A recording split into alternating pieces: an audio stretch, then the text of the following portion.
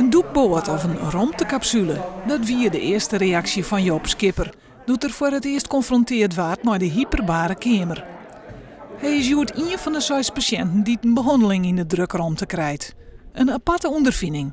De eerste keer is natuurlijk even spannend, omdat je niet precies weet wat er gaat gebeuren. Het is wel uitgelegd hoor, maar ja, je moet het toch ervaren. Voor de 1000ste keer wordt de kamer van de man onder druk gebracht.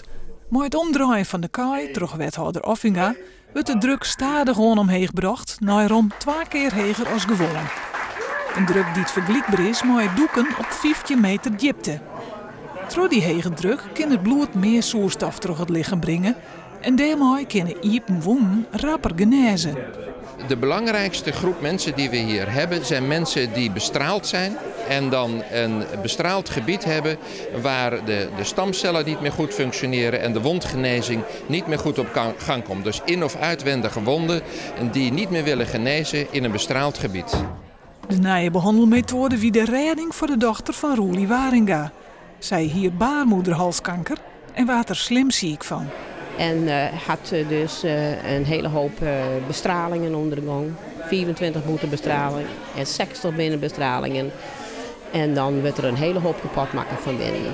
Er liep geen oplossing te wezen.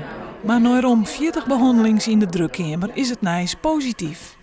Dat het helpt, dat het goed gaat, dat de wond lietser wordt. En ja, dat komt door die tank. En natuurlijk, dat wil ik er wel bij zeggen, de mensen die hier werken. Want dat zijn echte mensen.